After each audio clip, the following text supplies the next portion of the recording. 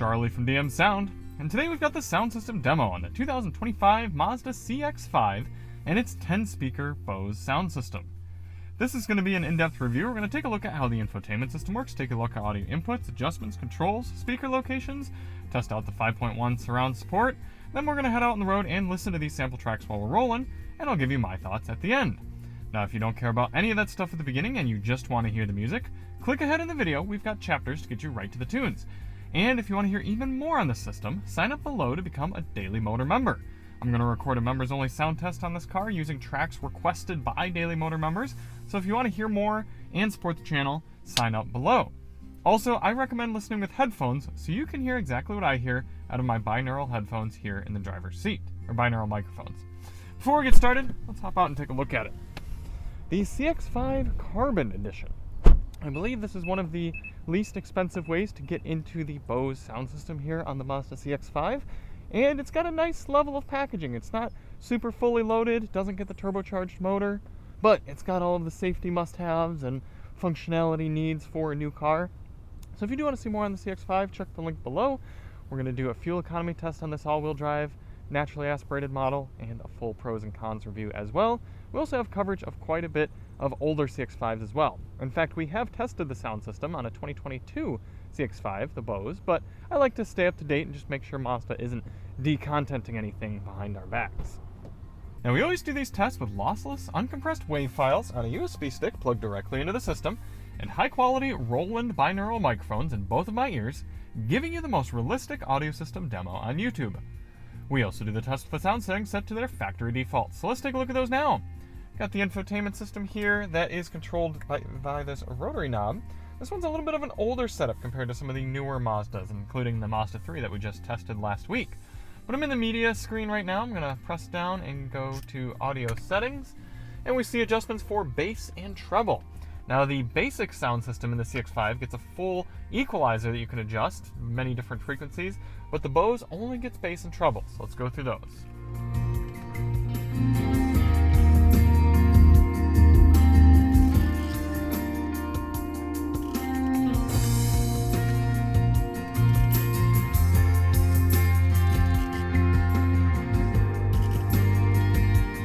Below that, you have a listening position adjustment. You can choose to focus the timing and the audio right on the driver's seat or all seats. So we're in driver's seat now, and we'll go to all.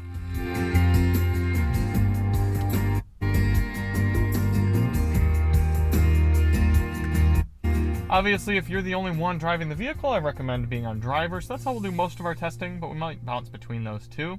We also have front, rear, left, right, fader, and balance, and then Bose stereo mode.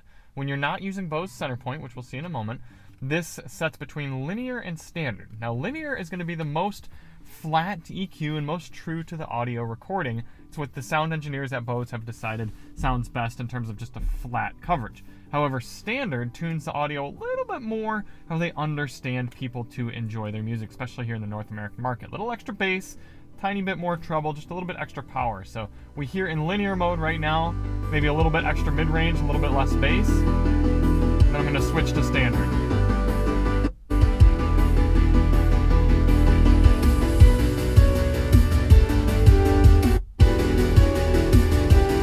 So yeah, there's just a little bit extra punch in those bass hits on standard mode.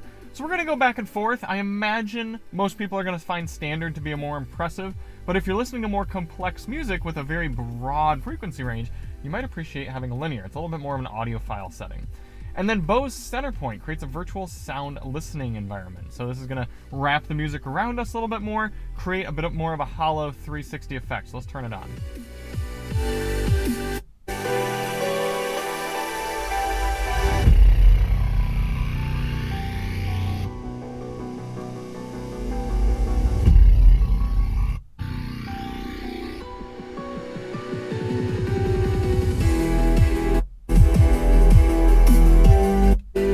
A lot of that comes down to personal preference. It's not going to sound true to recording, but admittedly there are some songs that I like listening with Centerpoint on, usually only on level 1 though. I don't like to go much higher than that. And then Bose Audio Pilot. This is going to automatically adjust different aspects of the music to compensate for road, engine, and wind noise. It actually listens to the cabin and adjusts frequencies as they should be. So we're not going to notice any difference right now, but we're going to do our testing with Audio Pilot on 1.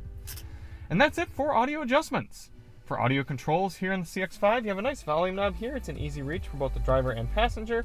You can push down and click to mute. It's right by the center rotary knob. I'm noticing that the audio adjustments are very wide down here low. And then you've also got volume adjustments on the left side of the steering wheel as clickers. For track selection, unlike some of the newer Mazda setups, you can't rotate the volume knob back and forth to change tracks. I like that with some of the newer Mazdas, but no track selection down here physically. You have to use the rotary knob in the proper screen here, or you can use the driver's controls on the left side of the steering wheel by the volume. For audio inputs in the CX-5, you have your standard AM, FM, no Sirius XM satellite radio. That's surprising. Okay. Wonder if you get that on upper level CX-5s. You do have Pandora streaming built in, of all things, Bluetooth, and support for wireless and wired Apple CarPlay and Android Auto. Then you also have 2 USB-C ports.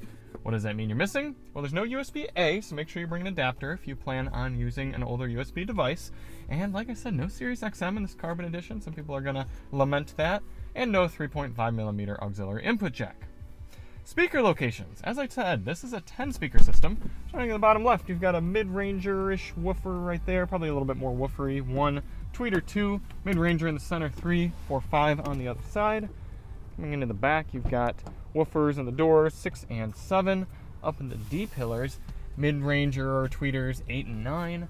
And then, unlike the CX-5 or 3, unlike the Mazda 3, where you get woofers and subwoofers up in the firewall, in the CX-5 you get a subwoofer in the spare tire in the back. Now, most people don't use 5.1 audio regularly, but just in case you do, let's test it out on this system and see if we have 5.1 support, or at least if it downmixes properly. Left, center, right, left surround, right surround, LFE. Okay, so just normal 2-channel, but at least it is downmixing proper to stereo. Alright, let's head out on the road.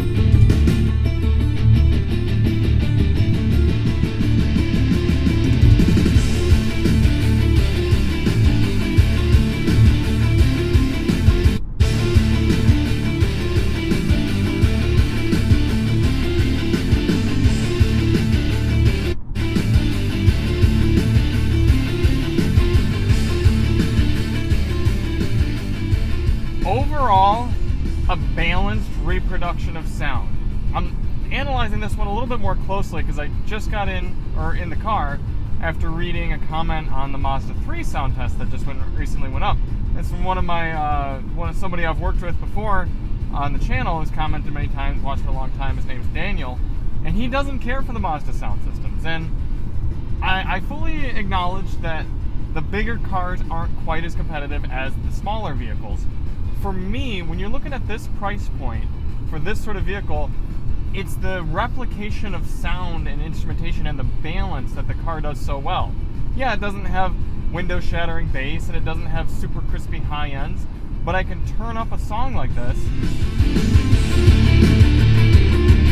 and I'm getting all the instruments coming through. Mind you, a little bit too much mid-range for my taste, but it's balanced and sounds good to me. For this next one though, we will turn the bass all the way up and we'll see what happens. And I'll also turn it to all seats for this one.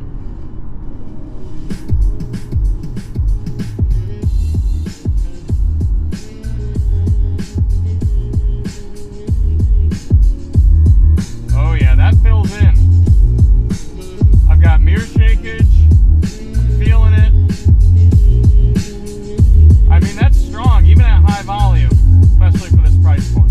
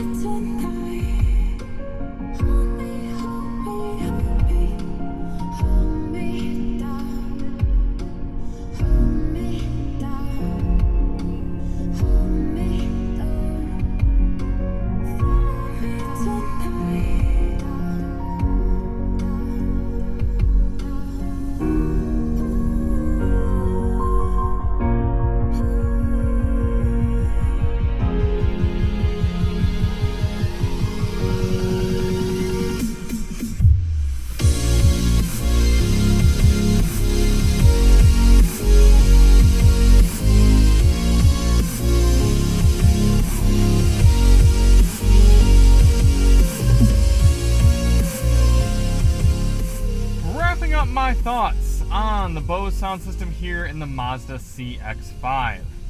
As I was saying a little bit earlier, it's not that it's an amazing sound system altogether, but it's a very, very good sound system for the price, and I would argue best in class. Aside from the new Mitsubishi Outlander, if you consider that to be in the same class as the CX-5, it's a little larger vehicle. It would be second best to that, first best in this kind of very clearly compact crossover segment. It has a good bandwidth and strength to it. You can get the bass, you can get your mid-range, you can get your trebles. You can crank up more complex music and have it still sound good. That's what's important to me in this car.